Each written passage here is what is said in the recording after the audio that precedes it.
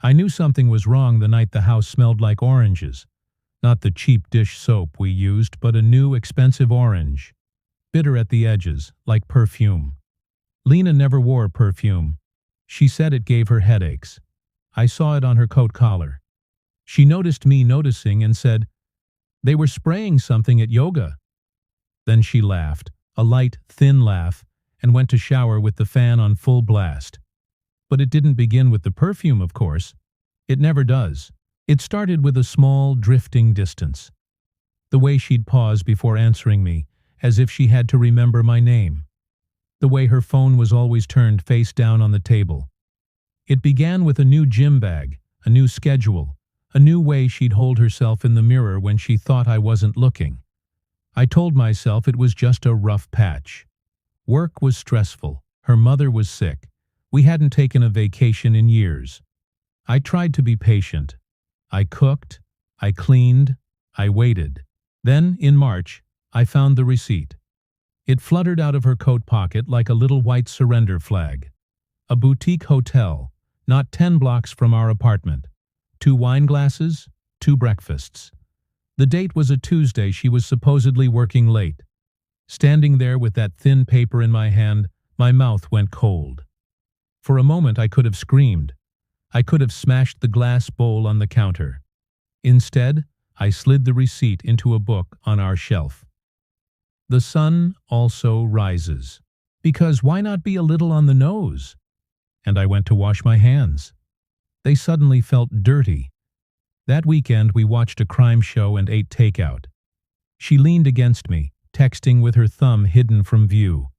I wanted to ask, "Is it him?" But he didn't have a name yet. She wanted mint chip ice cream, so I went out into the cold to get it. On the walk home, I decided that if I was right about this, I wouldn't lose my temper. I wouldn't become a statistic. Whatever I did, it would be clean. The name came easily after that. I didn't need to snoop through her phone. Life starts leaving you crumbs when you start paying attention. He was the new trainer at her gym.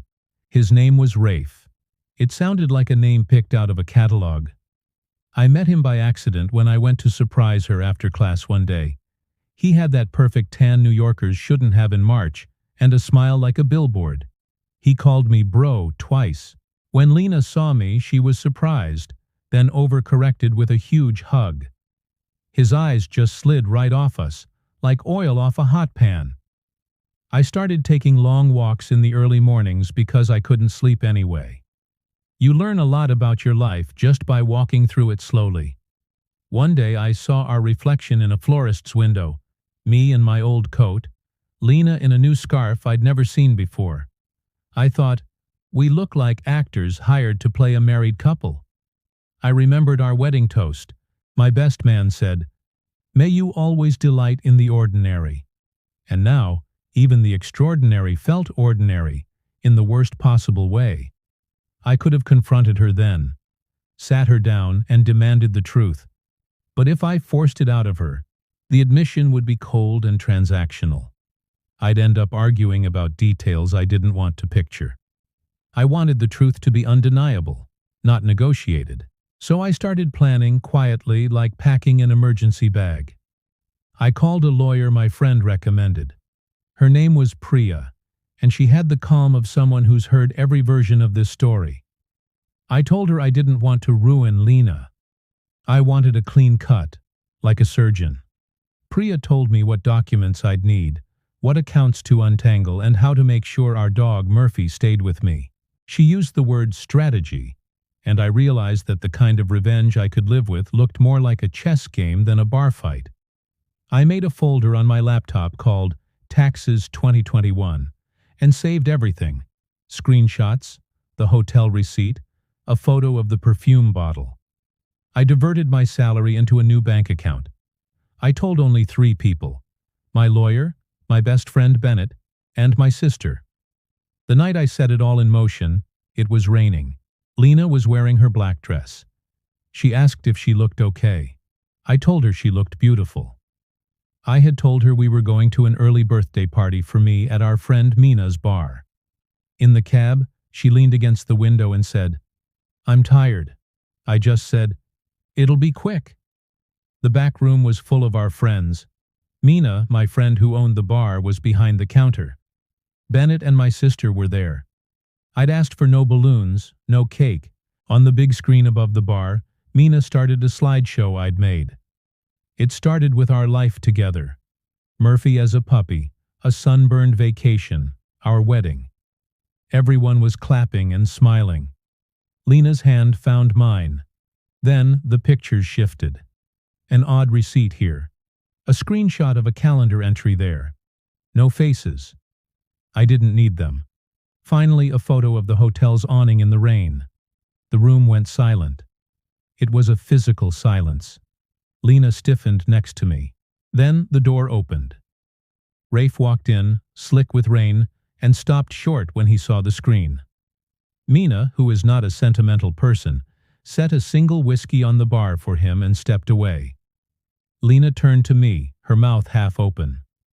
"Ethan," she said, and in my name I finally heard my answer. I took a deep breath. "I found out," I said simply. "I've known for a while. I asked you here because I didn't want the truth to be something we argued about in a kitchen at midnight." She started to cry, real crying. Part of me wanted to comfort her, out of old habit, but I kept my hands at my sides. Rafe took a step toward us, but Bennett put a hand out and just said, "Not tonight, man." "I've already spoken to a lawyer," I said, my voice steady. "I've moved my money. I'm filing tomorrow. Murphy is coming with me. I'm not here to humiliate you, Lena. I'm here to end this properly." Every line was rehearsed. I'd said them to my reflection until my face went numb.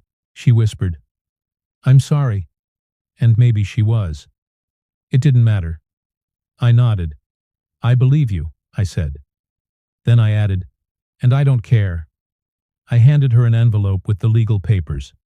It was all business. And that, more than any slideshow, was the revenge. Not drama, not shouting. Just the clean refusal to play the part of the wrecked husband any longer. I left with Murphy and a bag I'd had packed in my car for a week. The rain had slowed. In the rearview mirror, the bar's neon sign blurred and vanished. At a red light, Murphy put his head on my shoulder and I laughed. The light turned green exactly when I needed it to. At my new place, a rental with ugly curtains and blessedly clean walls, I sat on the floor. The quiet was different now. It was a quiet that held room for whatever came next. People say revenge doesn't fix anything, and maybe they're right if you want to rewind time. But for me, my revenge was the line I drew, and the way I stepped over it. It was knowing I hadn't wasted myself on rage when I could spend my energy on leaving. I finally slept, and in the morning the air smelled like coffee, dog shampoo, and rain drying on the windowsill.